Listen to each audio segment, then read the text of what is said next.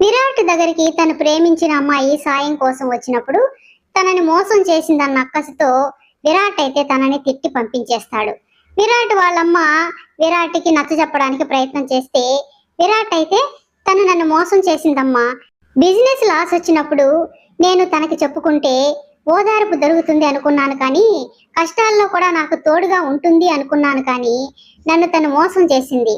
ఆస్తులు అంతస్తులు లేని నాతో కలిసి జీవించలేనని చెప్పి ముఖం మీదే చెప్పేసి వెళ్ళిపోయిందమ్మా. అలాంటి దాన్ని మళ్ళీ నేను ఎలా క్షమిస్తాను?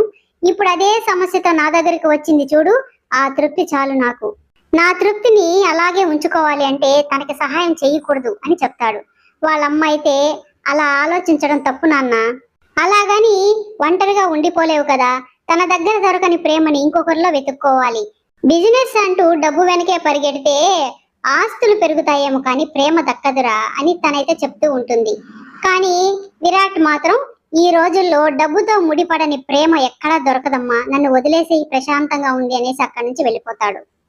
చంద్రకళ వాళ్ళ ఊరి పక్కనే ల్యాండ్ను కొని రిజిస్ట్రేషన్ చేయించుకోవాలని విరాట్ తన ఫ్రెండ్ తో కలిసి వెళ్తూ ఉంటే చంద్రకళ తనకి ఎదురు పడుతుంది.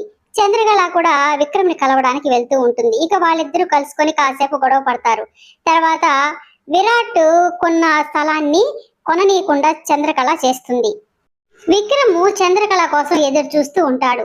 చంద్రకళ వచ్చిన తర్వాత తనని నా మాటలతో ఇంప్రెస్ చేసి నా మీద ఉన్న అనుమానాన్ని పోగొట్టాలి. పెళ్లి జరిగేంత వరకు చాలా జాగ్రత్తగా ఉండాలి, లేదంటే ఏమైనా జరగచ్చు. ఇంత ఆస్తి అందం ఉన్న అమ్మాయిని వదులుకోకూడదు అని అనుకుంటూ ఉంటాడు. అంతలో విక్రమ్ని ప్రేమించిన అమ్మాయి సంజన వచ్చి విక్రమ్ని నిలదీస్తుంది. నన్ను ప్రాణంగా ప్రేమించావు, నన్ను గర్భవతిని చేశావు, ఇప్పుడేమో నేను ఫోన్ చేస్తే లిఫ్ట్ చేయడం లేదు, అసలు నువ్వు ఎక్కడున్నావో కూడా నాకు తెలియడం లేదు, ఎందుకు నన్ను ఇలా అవాయిడ్ చేస్తున్నావు అని అడుగుతూ ఉంటుంది. విక్రమ్ మనసులో ఇలా అనుకుంటాడు, ఇప్పుడు తనతో గొడవ పడుతూ ఉంటే అందరికీ తెలిసిపోతుంది, ఎలాగైనా తనని కూల్ చేసి ఇక్కడ నుంచి పంపించేసేయాలి.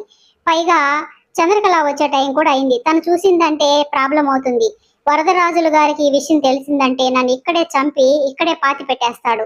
కాబట్టి వాళ్ళకి తెలియకుండా మేనేజ్ చేయాలంటే వీలైనంత త్వరగా తనని ఇక్కడి నుంచి పంపించేయాలి అని అనుకుని, నా గురించి అంతా తెలిసిన నువ్వు కూడా ఇలా మాట్లాడతావేంటి సంజన, నువ్వంటే నాకెంత ప్రేమో నీకు తెలీదా, నేను నీకోసమే కదా దూరంగా ఉండేది, ఈ ఊర్లో మాకు చాలా ఆస్తులున్నాయి, పైగా అవి ప్రాబ్లమ్స్ లో ఉన్నాయి, అందుకే నేను ఇక్కడికి వచ్చుంటున్నాను, ఈ ప్రాబ్లమ్స్ ని సాల్వ్ చేసుకుని నేనే నీ దగ్గరికి రావాలి అనుకుంటున్నాను, అంత లోపల నువ్వే ఇక్కడికి వచ్చేసావు అని చెప్తూ ఉంటాడు.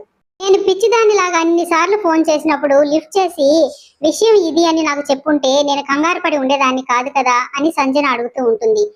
పిచ్చిదానా, అప్పుడే నువ్వు ఇక్కడికి వస్తావని నాకేం తెలుసు అని విక్రమ్ అనుకుంటూ ఉంటాడు. అంతలో విక్రమ్ని కలవడానికి వచ్చిన చంద్రకళ వాళ్ళిద్దరిని చూసేస్తుంది.